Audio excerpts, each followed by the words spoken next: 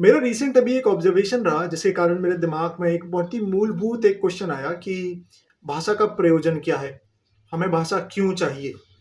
उस ऑब्जर्वेशन के बारे में मैंने लास्ट वीडियो में बात की है। इन केस अगर आपने वो वीडियो नहीं देखा है तो आप वहाँ वो पहले वीडियो देख लीजिए। उसके बाद हम इस पर बात करते हैं कि भाषा का प्रयोजन क्या है? इंसानों ने भाषा बनाई क्यों होगी? इस पॉसिबल आंसर पर बात करेंगे इस क्वेश्चन के। तो जब हम बात करते हैं भाषा, तो सबसे पहले हमें ये समझना चाहिए कि भाषा क्यों है? हम भाषा से करते क्या हैं? तो ध्यान से देखो तो भाषा सिर्फ एक ब्रिज है। एक वो ब्रिज जिससे कि हम संवाद स्थापित करते हैं। हम कन्वर्सेशन कर पाते हैं। 2 लोग आपस में एक-दूसरे से बात शेयर कर पाते हैं। वो शेयर करने का माध्यम बनती है ये भाषा। ये ब्रिज के अलावा एक टूल से ज़्यादा और कुछ भी नहीं है। मैं एक पॉसिबल आंसर दे रहा हूँ जो मुझे समझ आया। तो जब हम बोल रहे हैं कि भाषा सिर्फ एक टूल है, एक ब्रिज है, जो कि कन्वर्सेशन को स्थापित करती है, तो फिर इसके बाद जो फिर भाषा की जो डिस्टिंक्शन है या कहें कि भाषा के जो अंतर हैं, उस पर थोड़ी-सी अगर बात करें, तो आप देखो कि कई सारी भाषाएँ ऐसा नहीं है कि हम लोग ऐसा बोलते नहीं हैं या साइकोलॉजिकली ये एक्ज़िस्ट करता है कि हमारे दिमाग में पहले से ही हमने कुछ भाषाओं को थोड़ा-सा ऊपर रख रखा है, कुछ भाषाएँ नीचे हैं। क्यों है हमें भी नहीं पता, बस है। और ऐसा नहीं है कि ये अभी हो गया है या फिर हम जब बड़े हुए तब हमने ये चीज़ नोटिस की। हम लोगों ने फेस ये बहुत पहले से की है और साइकोलॉजिकली वो हमारे दिमाग में अभी इसलिए एस्टेब्लिश हो गई है क्योंकि वो शुरुआत से ऐसा किया गया था। मेरा जो रीसेंट ऑब्जर्वेशन आया वो एक स्कूल का ऑब्जर्वेशन था और ऐसा नहीं है कि वो चीज़ मैंने अपने स्कूल टाइम में फेस नहीं की। हाँ, मैंने भी वही चीज़ एक्सपीरियंस की बट कभी उस पर इतना गहन सोचा नहीं मैंने।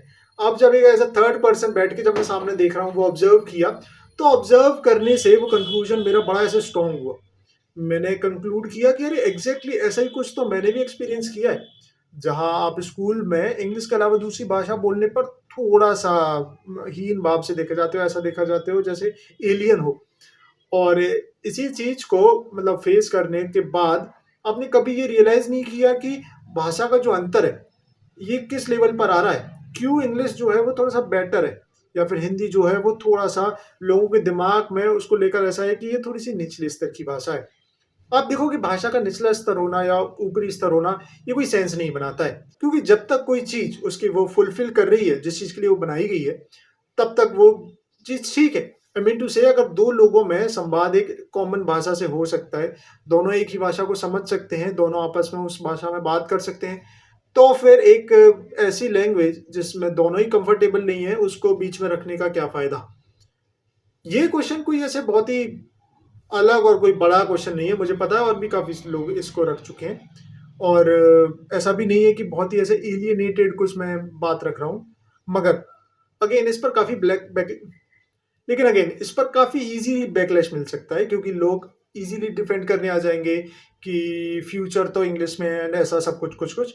लेकिन अब थोड़ा ये बात समझो मैं ये कोई ऐसे बहुत ही बड़ा सोशल चेंज लाने के लिए या ऐसा कुछ जो चेंज आए उसके लिए नहीं बोल रहा हूँ। मैं बस वो साइकी की बात कर रहा हूँ, वो साइकोलॉजी में चेंज लाने की बात कर रहा हूँ। जैसे कि मैंने लास्ट वीडियो में बताया था कि जहाँ मैंने देखा है कि एक स्कूल में एक बच्चा जब अपनी बात को हिंदी में रख रहा है, जिसमें वो बोल रहा है, छोटा-सा बच्चा है कि मेरे पेट में दर्द हो रहा है, तो टीचर को उस बात को इंग्लिश में पहले सुनना है, उसके बाद वो एक्ट करेगी। अब यहाँ थोड़ा साइकोलॉजी पर तो बात करें, तो ये बहुत ही अजीब-सी साइकोलॉजी नहीं है टीचर की, जहाँ वो चाहती है कि वो बच्चा उसी बात को इंग्लिश में कहे, तब वो एक्ट करे। जहाँ हो ऐसा भी सकता था कि वो टीचर पहले एक्ट करती, उसके बाद उसे बताती कि बेटा इसी चीज़ को इंग्लिश में ऐसे बोल सकते हैं, तो आगे से ध्यान रखिए, ऐसा भी हो सकता था। वो साइकोलॉजी की बात कर रहा हूँ कि आपके दिमाग में उस चीज़ को प्रायोरिटी देना कि पहले इंग्लिश भाषा में इसी चीज़ को बोलो, जब मैं एक्ट करूँगी, वो वो पर्टिकुलर सिचुएशन में मेबी वो इमरजेंसी ना हो बट कभी इमरजेंसी भी हो सकती थी। तो इस वो साइकोलॉजी की बात कर रहा हूँ क्योंकि ये सब कुछ बच्चों के साथ हो रहा है, तो ये चीज़ें बेसिकली आगे जाके संस्कार बनती जाती हैं और ये आगे जाके इसी तरीके से एक्ट करेंगे जैसे शायद वो टीचर एक्ट कर रही थी। तो हाँ, ये इस पूरी बात का कंक्लूज़न मेरा ये है कि हमारे दिमाग में वो क्लियर रहना चाहिए कि भाषा क्या है?